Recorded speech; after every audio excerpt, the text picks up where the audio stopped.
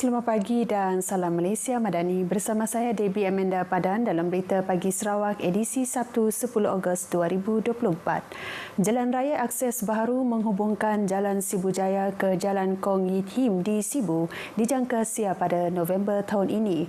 Menurut Timbalan Premier Dato' Amar Douglas Ugambas, penyiapan projek itu dijangka lebih awal daripada jadual asalnya iaitu pada bulan Disember. Beliau yang juga Menteri Infrastruktur dan Pembangunan Pelabuhan memberitahu kontraktor yang melaksanakan projek bernilai lebih 104 juta ringgit itu sebelum ini mengalami beberapa masalah semasa melaksanakan projek ini namun berjaya menyelesaikan masalah yang berlaku di tapak projek itu. It was setback initially because the pit here are very deep, so it will take time for them to adjust. Tapi with their experience, they are able to overcome it.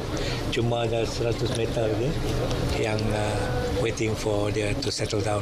Beliau ditemui media selepas melakukan lawatan ke tapak projek itu. Projek ini melibatkan pembinaan jalan raya 4 lorong 2 hala sepanjang 6.75 km. Siapnya jalan raya ini kelak akan menyediakan jalan akses alternatif baharu daripada Sibu Jaya ke Durin atau ke Bandar Sibu. Tegasnya tempoh masa tertentu diberikan kepada pihak kontraktor jika berlaku sebarang masalah dan jika mereka gagal, pihaknya tidak akan teragak-agak melamatkan sesebuah kontrak projek tersebut. Dato' Amar Douglas juga percaya projek dengan nilai lebih 100 juta itu turut membantu merangsang ekonomi kawasan setempat. Sementara itu, dalam perkembangan lain, Dato' Amar Douglas memberitahu projek pembinaan Jalan Raya Pasir Sibu ke Tanjung Manis bakal memberi manfaat besar kepada penduduk di Sarike dan Tanjung Manis. Projek yang bernilai lebih 320 juta ringgit ini dijadualkan siap pada Mac tahun depan. Jelasnya siapnya projek itu kelak akan memendekkan masa perjalanan dari Serikei ke Tanjung Manis daripada 2 jam 30 minit kepada hanya 45 minit. Selain itu, katanya ia juga akan membantu membuka kawasan tanah untuk aktiviti ekonomi pertanian selain merancangkan sektor ekopelancongan domestik di kawasan Tanjung Manis. It will help Tanjung Manis. Tanjung Manis ada pelabuhan. So kita harap dengan ada jalan ini, ianya akan lebih mudah menaikkan status Tanjung Manis Port and also the economic activity surrounding those area. Beliau ditemui media selepas melakukan lawatan ke tapak projek berkenaan. Projek ini merangkumi pembinaan jambatan sepanjang 1.44 km menyeberangi Batang Rajang dan pembinaan jalan akses baharu sepanjang 17 km untuk menghubungkan Jalan Pasir, Serikei ke Jalan Sibu, Tanjung Manis. Dalam sidang media sama, Dato' Amar Douglas juga memberitahu kerajaan juga sedang membincangkan pembinaan sebuah lagi jambatan menyeberangi Batang Rajang untuk menyambungkan Jalan Raya Nanggah Kabah ke Bandar Kapit yang sedang dibina kini.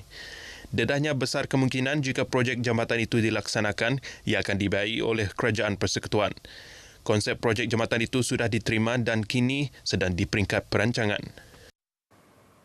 Wilayah Sarawak memerlukan satu pusat pelayaran sendiri seperti di Langkawi dan Terengganu yang dilihat mampu meningkatkan lagi industri pelancongan melalui aktiviti sukan. Timbalan Menteri Belia, Sukan dan Pembangunan Usahawan Sarawak, Dato' Dr. Ripin Lamat memberitahu Sarawak kini masih belum mempunyai tempat dan fasiliti yang standard bagi sukan air berkenaan. Sehubungan itu, beliau berharap Kerajaan Persekutuan melalui Kementerian Belia dan Sukan KBS dapat membantu menyalurkan dana kepada Sarawak untuk membina satu pusat pelayaran yang standard untuk kegunaan bersama. Katanya sukan pelayaran ini dapat menjadi tarikan dari sudut industri pelancongan sekiranya ada fasiliti dapat untuk menganjurkannya di peringkat kebangsaan Asia dan antarabangsa.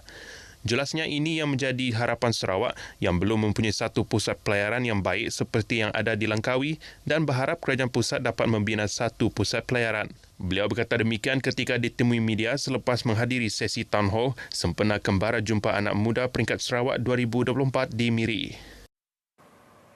Polis Diraja Malaysia PDRM Kontingen Sarawak telah bersedia sepenuhnya dalam menjalankan tugas kawalan keselamatan dan ketenteraman sepanjang Temasa Sukan Malaysia SUKMA bagi memastikan kejohanan sukan ini dapat dijalankan dengan lancar dan teratur tanpa sebarang gangguan ketenteraman awam.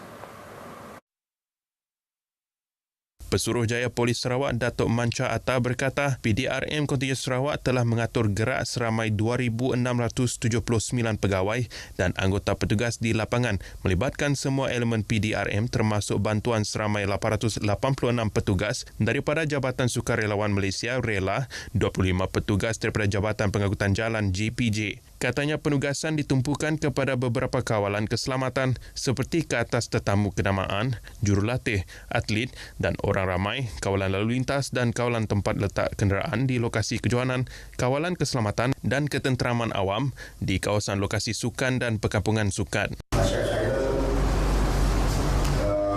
PDRM Sarawak menyuruh serta menasihati orang ramai yang hadir semasa majlis pelantikan dan petugas rumah ke-21 serta yang hadir di bilik-bilik sukan menyaksikan sukan nanti agar sentiasa mewakili undang-undang dan arahan-arahan semasa berpihak polisi petugas itu. Beliau berkata demikian pada sidang media di Ibu Pejabat Polis Daerah Miri. Sementara itu, di bahagian Miri seramai 428 pegawai dan anggota yang terlibat, manakala petugas dalaman seramai 222 orang dan bantuan luar pula 216 orang. Mahkamah Seksyen Miri menjatuhkan hukuman denda sebanyak RM3 juta kepada 21 nelayan warga Vietnam kerana menceroboh perairan negara.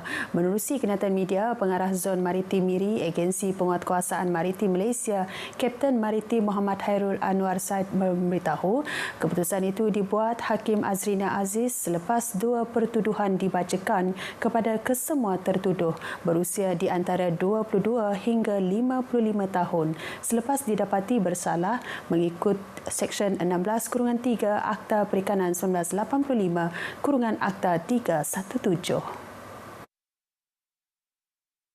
Dalam pertuduhan pertama, Hakim telah menjatuhkan hukuman denda sebanyak RM500,000 atau penjara 6 bulan kepada Tekong dan denda sebanyak RM100,000 atau penjara 4 bulan kepada 18 awak-awak bagi vessel penangkapan ikan asing yang telah ditahan pihak Agensi Penguatkuasaan Maritim Malaysia. Manakala pertuduhan kedua pula, Tekong didenda sebanyak RM500,000 atau penjara 6 bulan dan seorang awak-awak didenda sebanyak RM200,000 atau penjara 4 bulan bagi vessel penangkapan ikan asing yang turut ditahan pihak Maritim Malaysia. Mahkamah turut memerintahkan hasil lelongan minyak diesel dan tangkapan laut dilucut hak kepada kerajaan Malaysia. Mengikut pertuduhan, semua tertuduh didakwa menceroboh perairan negara pada jarak 70 batu nautika dari barat laut Tanjung Lobang, Miri pada pukul 2 petang dan 5.40 petang 30 Jun lalu. Pendakwaan dijalankan Timbalan Pendakwa Raya Maritim Malaysia Yong An Ni, manakala semua tertuduh diwakili peguam daripada Tetuan Ranbir S. Sangha.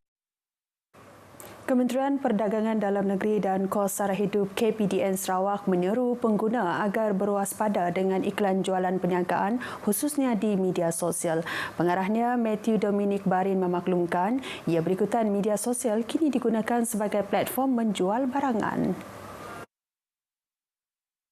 Justru beliau mahu pengguna mengambil kira kesahihan iklan serta pemilik jualan untuk mengelak ditipu. Beliau ditemui pemberita RTM selepas menjadi tetamu dalam siaran langsung Radio YFM Bidayuh di RTM Kuching. Mengenai aduan pengguna, Matthew berkata Julai tahun ini sahaja 946 aduan diterima pihaknya dengan aduan tertinggi adalah aduan harga sebanyak 237. Ini diikuti dengan aduan transaksi dalam talian sebanyak 235. Berita pagi Sarawak berakhir di sini. Malaysia Madani, Jiwa Merdeka. Ikuti Stadium RTM selepas ini untuk perkembangan sukan tanah air dan antarabangsa.